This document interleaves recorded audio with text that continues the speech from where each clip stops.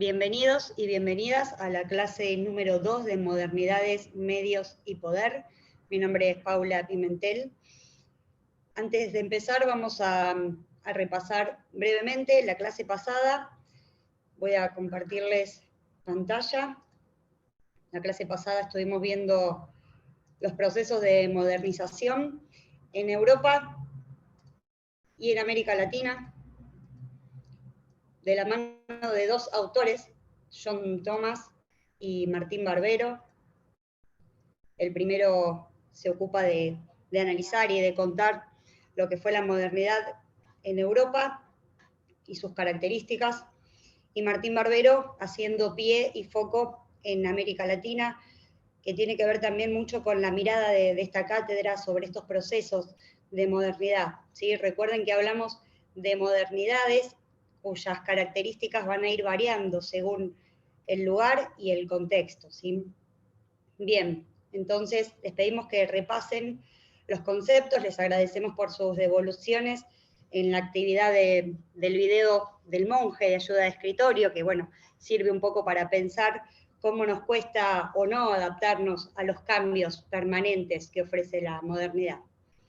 Esta vez vamos a pensar este tema desde una metáfora, ¿sí? No vamos a adentrarnos tanto en los procesos históricos, sino las características que surgen de la modernidad y la posmodernidad, de la mano de la metáfora pensada por Zygmunt Bauman, un pensador, sociólogo, filósofo polaco-británico, fallecido en el año 2017,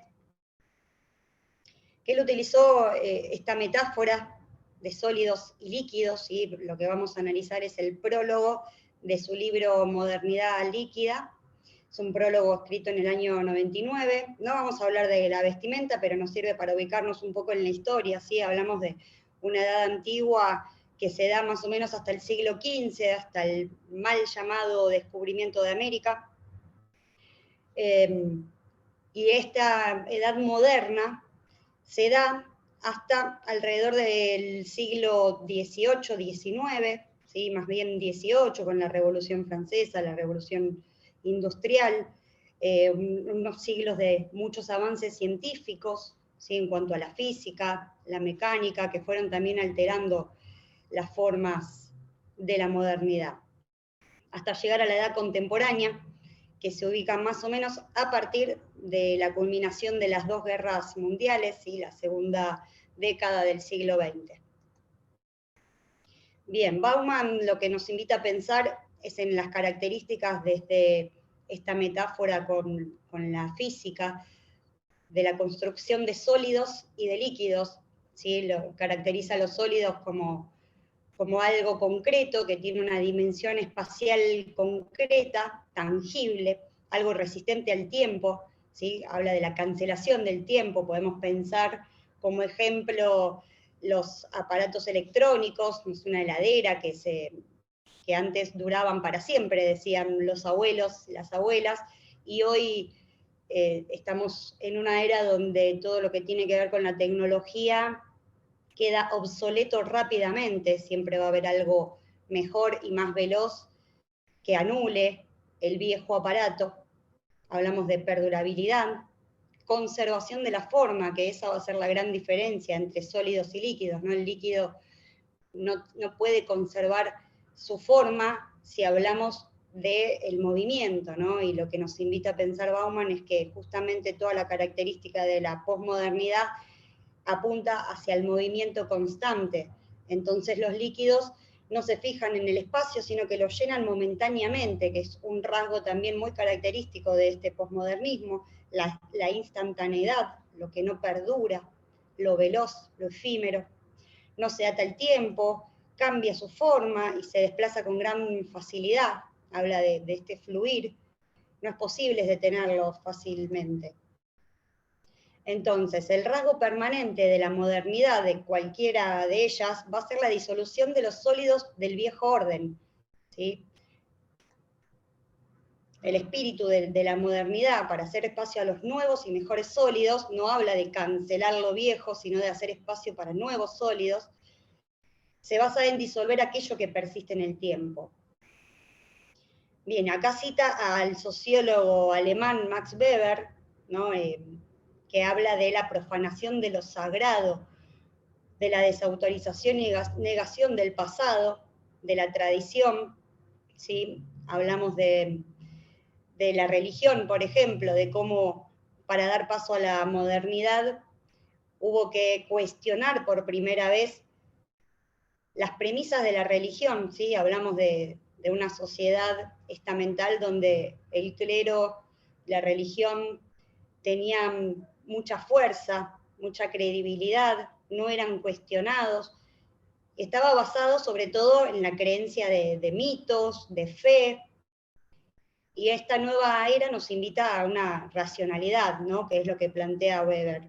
Entonces, para barrer con eso y dar paso a la modernidad, había que borrar la tradición, que es, según Bauman, el sedimento y el residuo del pasado en el presente.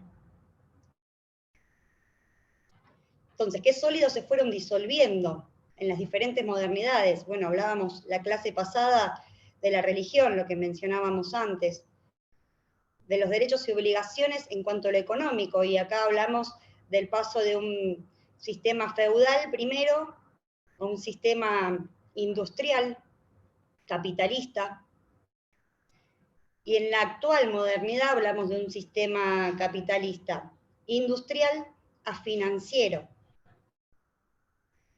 También en la actualidad podemos detectar esta necesidad de disolver el sólido Estado-nación, hablamos del debilitamiento, de la crisis de representatividad que sufrieron los Estados-nación y que según la mirada de Bauman son estructuras que ante el nuevo poder, ante las nuevas necesidades del poder económico y social, obstaculizan ese libre devenir y fluir. Entonces, el nuevo orden es definido en términos económicos y domina la totalidad de la vida humana, que es algo que le va a interesar mucho a este sociólogo polaco, las relaciones humanas. Decíamos que cada momento histórico tiene que disolver diferentes sólidos. Según Bauman, el principal sólido a disolver, tras la llegada de esta racionalidad económica aplicada a todas las dimensiones de la vida, son los vínculos entre las elecciones individuales y los proyectos y las acciones colectivas. Esto es, romper las estructuras de comunicación y coordinación. ¿Sí? Pensemos, por ejemplo, en que este sistema económico financiero, incluso el industrial, tras la llegada del neoliberalismo alrededor de la década del 90, tuvo despidos masivos, y ante estos despidos, por ejemplo, el método de acción para recuperar las fuentes de trabajo, reivindicar los derechos laborales, siempre son la unidad colectiva. Ese es el vínculo que esta nueva posmodernidad debe romper para poner en valor justamente estas características de fluidez, del libre devenir. Entonces, Bauman lo que nos dice es que asistimos a una versión privatizada de la modernidad.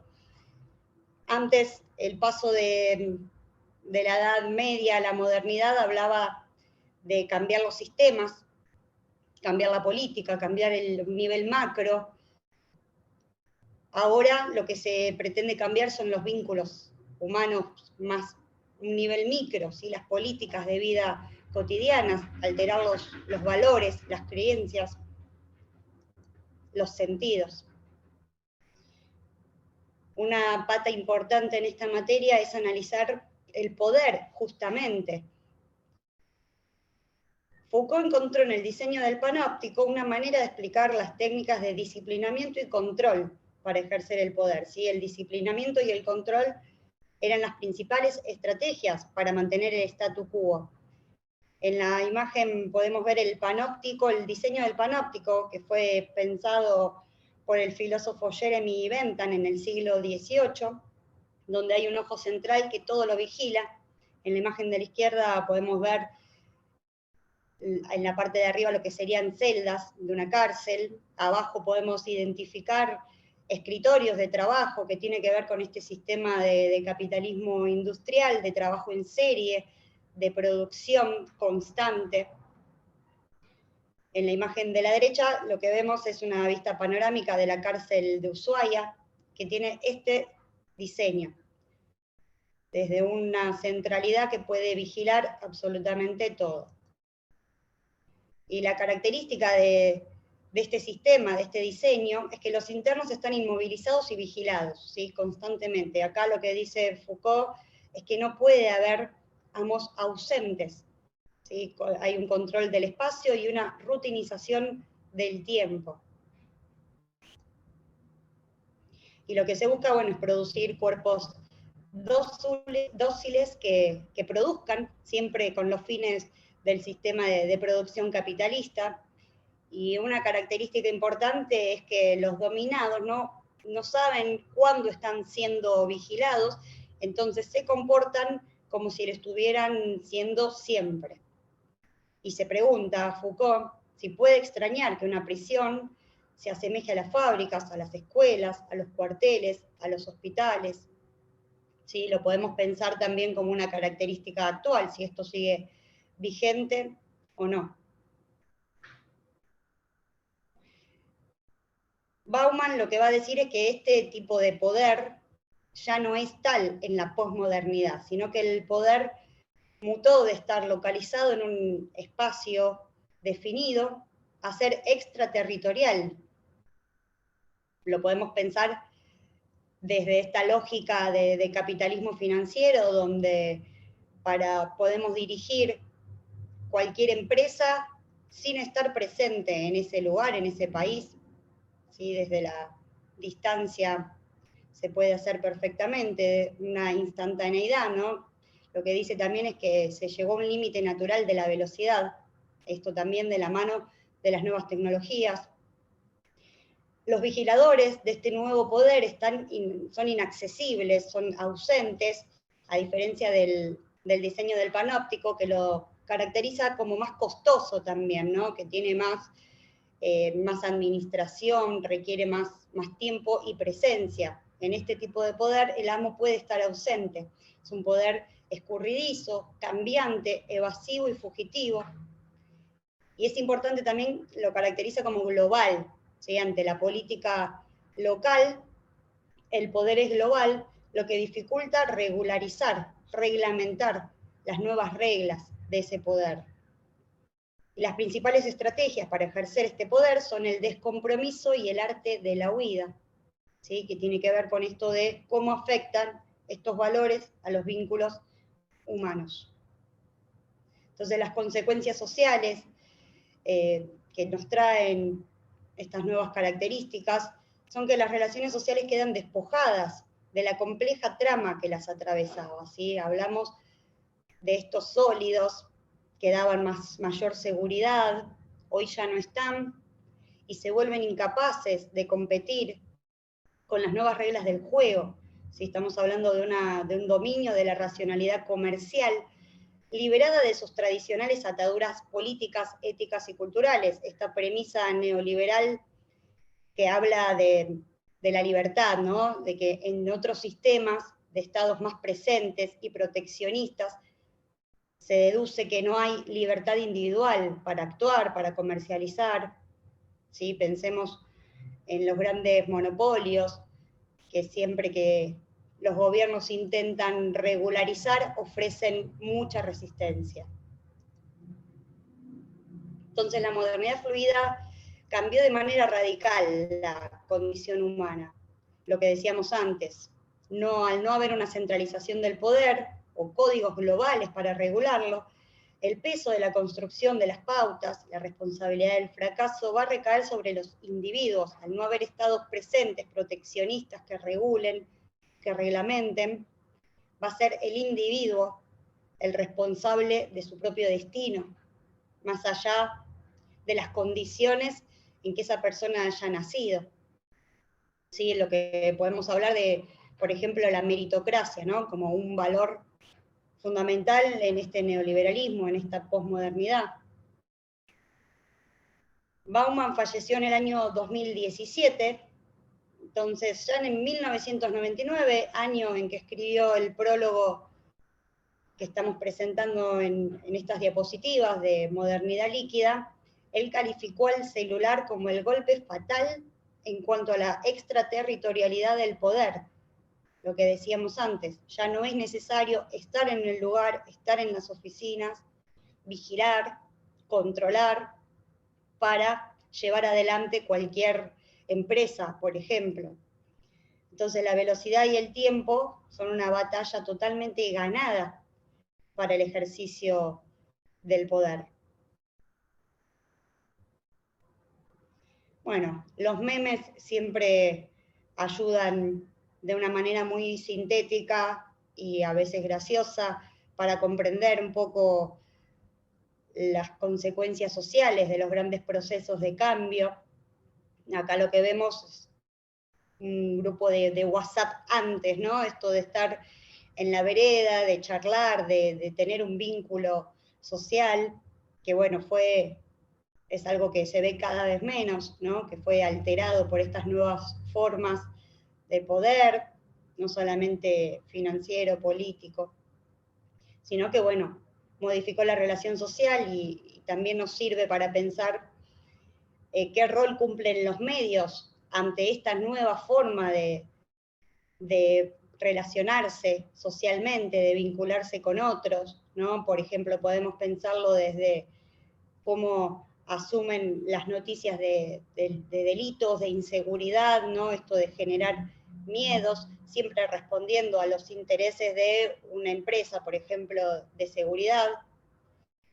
Está bueno para pensar, por ejemplo, si ustedes se detienen a observar este detalle, después de una noticia de inseguridad, ¿no?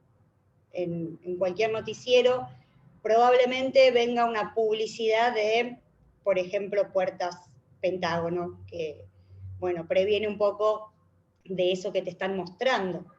Siempre el objetivo va a ser vender, generar ganancias económicas en este capitalismo industrial o financiero, y para eso necesitamos generar un sistema de creencias, de valores, de sentidos sociales, un poder simbólico, ¿sí? Hegemónico, diría Gramsci, para poder sostener estas estrategias de poder. Bueno, para Bauman todo esto está representado en esta metáfora de la liquidez, por eso, bueno, les hicimos esta presentación sobre el prólogo de un libro que les recomendamos leer completamente. ¿Sí? Voy a dejar de compartir pantalla. Modernidad líquida se va a encargar de analizar muchas características que tienen que ver con esto que decíamos. También les recomendamos Amor líquido, del mismo autor, que se dedica a contar cómo se alteraron, sobre todo los lazos sociales, los lazos de parejas, cómo la institución familia también, como decíamos antes, perdió el lugar privilegiado que tenía antes como un sólido y hoy también se vuelve algo líquido. Después de ver este video, los invitamos a ver una entrevista realizada a Zygmunt Bauman en el año 2009, donde él va a incorporar nuevos elementos, por ejemplo, analiza lo que es el fenómeno del gran hermano como programa, como reality, que justamente tiene todas estas características de fluidez, de movimiento. Él lo que dice es que para avanzar, y la premisa de esta era posmoderna es avanzar velozmente, hay que ir despojados. Cuanto más livianos vayamos, más rápido vamos a avanzar. Los invitamos también a realizar la actividad propuesta para esta clase, donde desde un video muy cortito que cuenta 2 historias, podemos identificar, ¿no? Esto de sólidos y líquidos, y por ahí se sientan representados en ella. Nos vemos la próxima clase, les mandamos un beso.